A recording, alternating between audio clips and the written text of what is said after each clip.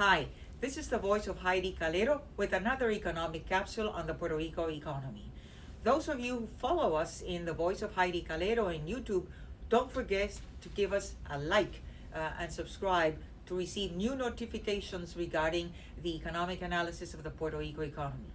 Today we are going to talk about, and I think you've heard me before in other capsules, what is the heart of economic growth of any economy, especially the economy of Puerto Rico, which is a very open economy, and it lies at the heart of investment. If we were to divide an investment, is investment in machinery and equipment as well as investment in construction. Construction of commercial industrial buildings, construction of roads, which is infrastructure, hospitals, and construction of housing.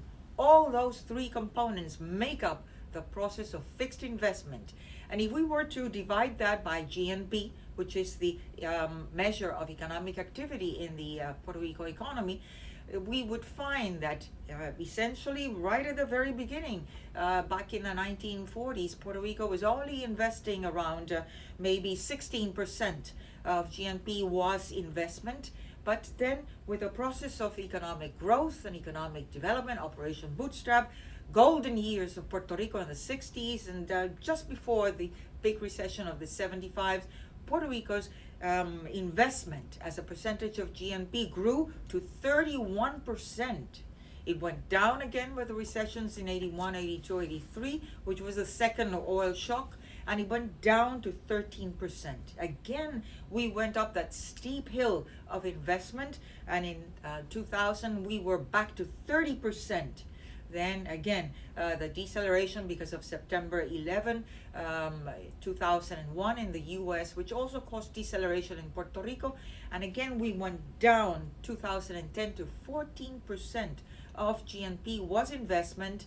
And then big Hurricane Maria back in 2018, and aided by federal funds, we were up by 23% in fixed investment.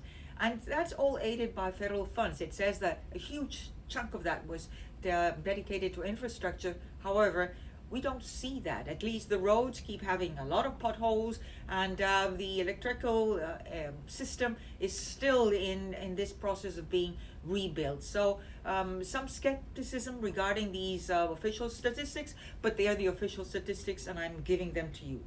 Let's look then at these graphs to see how this process has evolved. And this first graph depicts who has led investment. And here I'm dividing whatever is in the blue segments, blue shades, it's the private sector. The deep blue is the private sector investing in construction, and the light blue is the private sector investing in machinery and equipment. As you can see, most of the investment of the private sector is in machinery and equipment.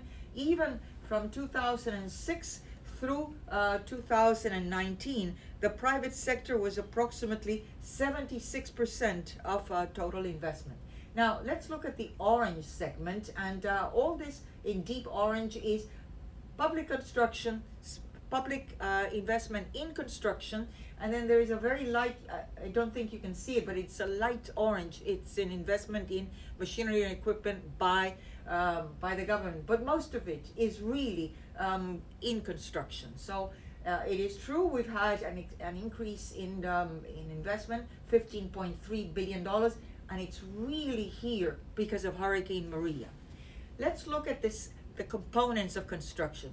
Excluding machinery and equipment, let's look at construction. Again, the private sector is the blue segment, and up to about 2017, maybe 16, they moved to more or less in tandem, private construction and public construction.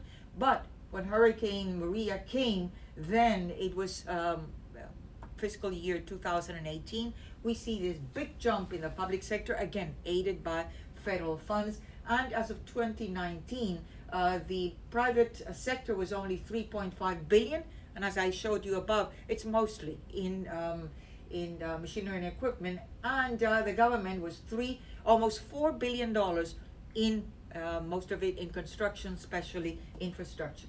Let's look at another layer of construction, this time with more segments. And here we see the segment of housing, the segment of commercial industrial building, which also includes some of the public utilities of the electrical system, of aqueduct and sewer, and then this gray segment, which is infrastructure, properly the realm of government.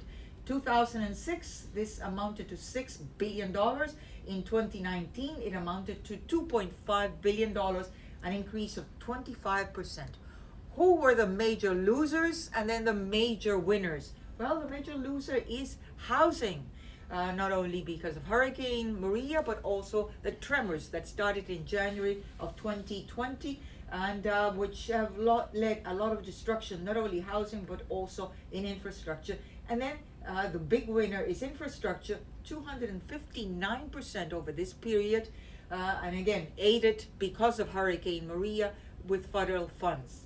And then this last one, since housing is the major loser in all these 13 years that we've seen, look at the permits, construction permits, which is the blue line, from 17, almost 18,000 permits in 2006. It's down in 2020 to scarcely 2,300 permits. And look at the value of all permits. It was $2.8 billion. It's down to 800 million. And that includes not only housing, but also a commercial industrial building. So the value of construction of all these permits has gone down tremendously. And it really is the witness of what is happening in housing. So again, just to summarize, at the heart of the construction, at the heart of economic growth, lies the process of investment, which consists of construction, be it in housing as well as in infrastructure, as well as investment in machinery and equipment. Unless this process really jumpstarts, and we need to jumpstart not only by making full use, effective use of the disbursement of federal funds, which we hope with President Biden they get more or less more flexibility for Puerto Rico. We make good use of those funds to restart this economy. But again, Puerto Rico has to really look at a vision of an economic plan, using its own resources to restart and reconstruct this economy of Puerto Rico, together with an important critical point, the renegotiation of its public debt. Until the next capsule, stay safe. Thank you.